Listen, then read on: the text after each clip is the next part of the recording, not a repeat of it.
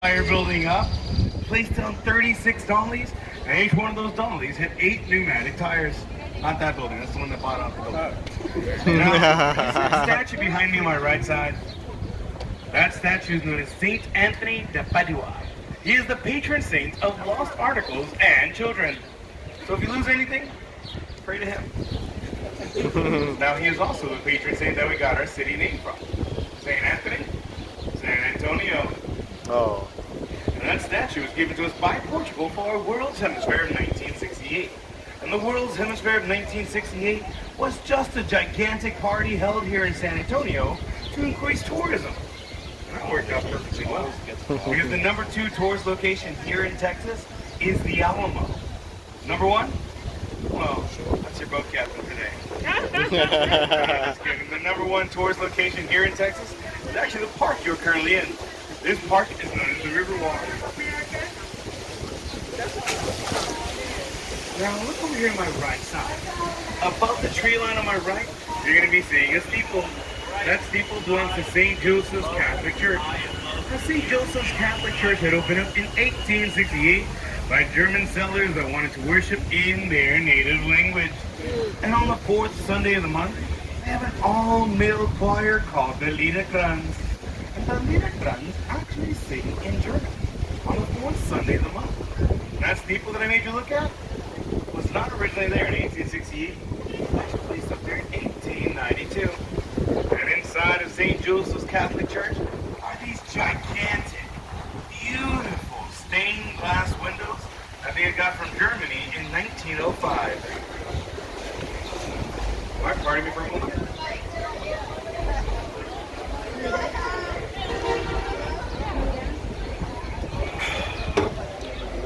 Don't worry, I promise it's clear liquid. Now I'm curious who here's been paying attention to me. Pop quiz, you ready? What is the name of the park you're currently in? Riverwalk. Riverwalk. Oh, you're right, that was too easy. I'll give you one that I never told you about. Don't feel bad if you don't know it. What is the name of the river you are currently on? Not San Marcos. But you are close to the first part of that name. San Antonio. San Antonio River, that's right. Now, the name of this river has not always been the San Antonio River. It used to be known as Yanaguana. Yanaguana had been a place of restful waters, which still holds very true today. These waters are very restful. Now we are leaving the man-made extension of the Riverwalk, which was completed in 1968, but now we've entered the natural area of the river, which has a mud base. And over here to my right side are some mariachis, and over here to my left is a drum. He is a braver man than I wouldn't be able to fly my drum near water.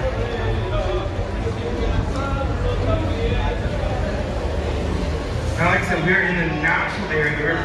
Yes, this river is actually natural. It is being spring-fed by the Edward Aquifer up at the University of Harvard.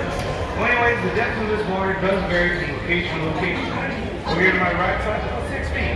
Over here to my left side, just 3 feet.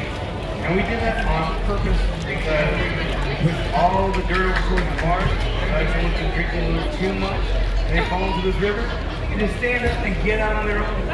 And yes, there are about 300 people a year that fall into this river. Recorded cases alone. And over here to my left side, this is a 21-story building. It is a hotel known as the Hilton Palacio Del Rio. It was completed in 1968 and is actually in the Guinness Book World of Records because it is the largest hotel of its size to be built in just 202 working days. This building was built up to the 4th story on site, but past that, you see how each one of those rooms are going one in, one out, one in, one out? Well, each one of those rooms were built off-site, 8 miles south of San Antonio, in an assembly-style fashion line, with all the furnishings already completed inside. All the beds, dressers, sinks, showers, mirrors, and each one of those rooms were brought over here using flatbed trucks, lifted using cranes, stacked side by side, one on top of the other, like little Lego blocks. Well, for those of you architects or lovers of architecture, the $20 admission fee. Now, the area surrounding us is the Arneson River Theatre, which was completed in 1941. And the stage on my right side was used in the film Discongeniality, starring Sandra Bullock during the bikini competition scene. That's how I remember it. Now my fiance, she remembers it this way. You remember when the judge was asking the contestant, what is your ideal date? She had answered, April 25th. Because it's not too hot, not too cold, just enough for a light jacket. That bridge behind me is known as Rosita's Bridge. It is named after a very famous Tejano pioneer known as Rosita Fernandez. She had sang and danced in a summer-long festival known as Fiesta San Rio for about 25 years. Now coming up over here to my right side, you're going to be seeing a statue of a vaquero wrangling up some bulls. This statue is leading up to the Briscoe Western Arts Museum on my right. Now, the Briscoe Western Arts Museum had opened October of 2013, and inside houses Pancho Villa's last known saddle and Santa Anna's ceremonial sword. And also inside, there's an interactive diorama of the battle for the Alamo and an old-style rotary phone. By rotary phone, I'm not talking about the type you pick up like this. I'm talking about the old style where you pick it up like a cup, put it to your ear. Over here to my right side, this island this family is on, this island is known as Marriage Island because on average a year there are about 300 ceremonies that take place on this island. There are weddings and proposals. Now it is said that if you get married on the island, it will bring you good luck for the rest of your marriage. And I do pray that's true. Because guess what I'm doing in August? Because that is the Bexar County Courthouse. It opened up in 1897, and it is the oldest continuously running courthouse here in Texas. It is also made out of Texas granite and red sandstone. Now look to the building on my left side and look all the way up. You see the gargoyles at the very top of this building? This is the Tower Life Building. It was completed in 1929 on close to $3 million. Trade offices of Canada, United States, and Mexico. Now there are a couple of restaurants located inside of this building, and on the river level, it is currently flooded because this is where we store boats at the end of the night, and we charge them up like little phones because these boats are all electric. That's why they're so quiet. Yeah. Speaking of quiet, they're gonna honk the horn. Y'all ready for this? 3, 2, 1. Quiet. Now, y'all see the scrapings on the wall behind me on my right and left side? Those scrapings on the wall behind me are from floodgate number 4, which comes out of the water like a little drawbridge. And floodgate 5, which is over here to my left side. You see how it looks like a little drop off back there? That's because it is. It's a 15-foot drop. That's why I'm not taking on back yet. Now the reason why we have flood control here in San Antonio, it completely blocks it off like this. Because floodgate 4 will rise up, floodgate 3 just a little further down ahead will come straight down. This will block off the downtown area from possible flooding. Because it will send all that excess water straight down south towards floodgate 5. And floodgate 5 can lower according to how low it needs to go in order to match the water levels as you see here. Coming over here to my right side, you're going to be seeing the Drury Plaza Hotel. Now, the Drury Plaza Hotel had opened up in 2007, but it was originally the Alamo National Bank building in 1929. And inside of this hotel still houses the vault from the bank, but none of the money, so you cannot do a heist. Can they let you go look at the vault? That's right.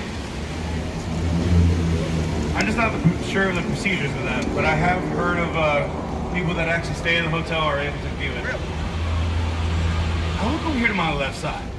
Way past the stairs on my left side, you're going to be seeing the San Bernando Cathedral. Now, the cathedral was founded in 1731 by 16 families from the Canary Islands. And inside of the cathedral houses the remains of the defenders of the Alamo. Well, most of them anyways. Because did you know that there's 2 brothers fighting on opposite sides of the Alamo? Well, the surviving brother had asked Santa Anna if he could bury his dead brother. And Santa Anna had agreed. But the rest of the bodies were packed tied together and cremated. Now, the majority of the trees you see here on the Riverwalk are cypress trees. The oldest cypress tree is right here in front of us. This tree is over 200 years old. And this tree has a couple of nicknames. One, it is known as the sniper tree, because during the Texas Revolution, a Mexican soldier was stationed up there with his rifle and would shoot any unsuspecting Texans that were watering the horses along this area of the river. And the second nickname for this tree is the Ben Milam tree.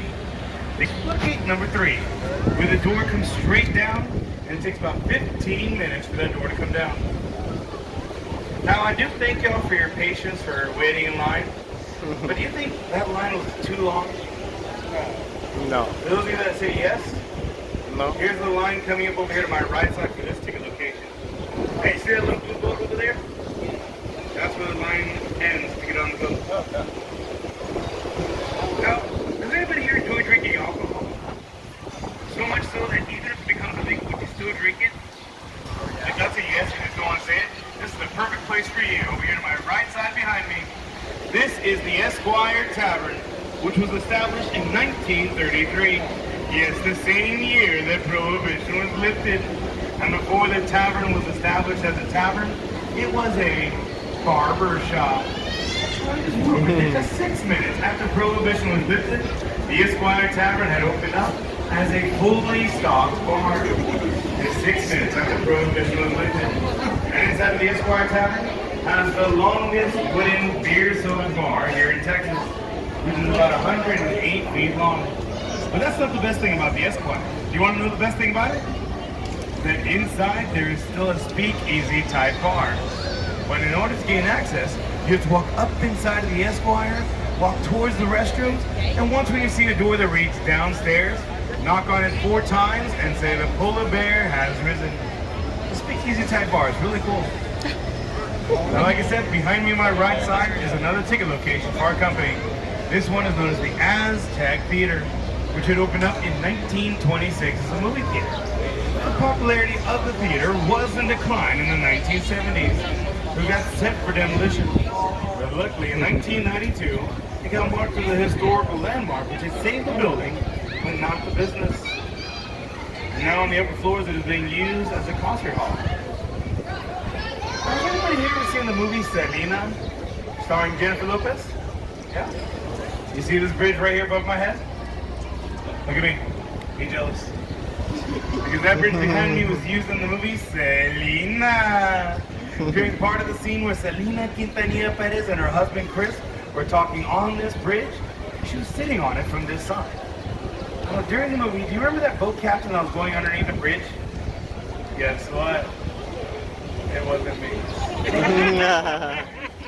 Now, the building you see over here to my left side had opened up in 1853 as the St. Mary's School for Boys, and then later on became St. Mary's College, School of Law. And then 2 graduates from the School of Law that decided to quit their paths in law and then transform their old school into a hotel called the Mansion Del Rio in 1968.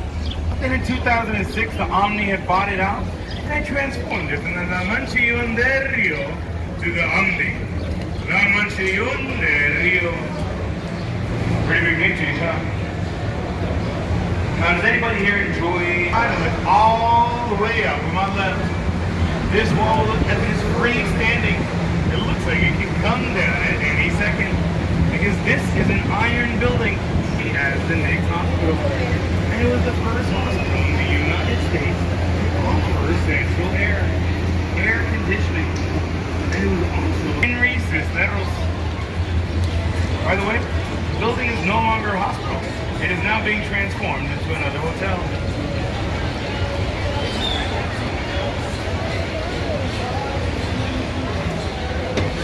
Now, speaking of hotels, here's another one right here in front of us, past the Fiesta Street Bridge. This is the Hyatt Regency Hotel.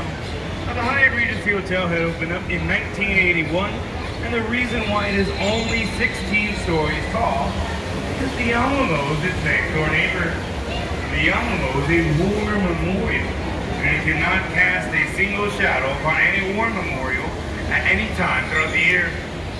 Now, if you would like to get to the Alamo from Riverwalk, you can go through the mall where I picked you up from, You can also go through the Hyatt Regency Hotel on my left side. Can't really miss it. Glass windows and glass doors. And right above those glass doors, it has the words "The Shops of Paseo de Alamo." Roughly translated to passageway to the Alamo.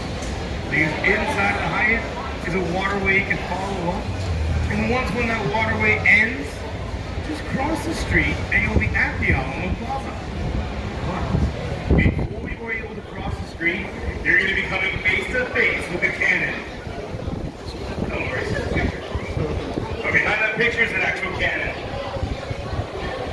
Over here to my right side is a red building known as the Casino Club Building, which had opened up in 1927 as a merger between two society clubs. And then later on had opened up as an apartment building. Now, has anybody here ever read a book called Roots? Or it's a TV show or the movie? Well, the author of the book Roots, Alex Haley, had actually resided in the Casino Club Building. By the way, the building has never been used as a casino. Just call that. Now, for those of you that want Mexican food, especially Tex-Mex, you can go to the restaurant over here to my left side. Over here to my right. In front of us to the left, or in front of us to the right. There's Tex-Mex, Tex-Mex, Tex-Mex, and Tex-Mex. If you're looking for a good, sweet margarita, I would recommend Bujo's over here to my right side with the orange umbrellas. They have a really good prickly pear margarita. It's good. And over here to my left side is Cafe LA. They are home to a 60-ounce margarita with 13 shots. And on my right side is the Republic of Texas. They serve their own tequila and whiskey. Very good and very strong. And this was also the office for Robert H. Hugman. You're actually going to be seeing a bust of him over here to my right side next to the stairs. That is what Robert H. Hugman had looked like. And the reason why he had placed his office here in 1941, after his plans for flood control was finally completed, is because after his plans for flood control,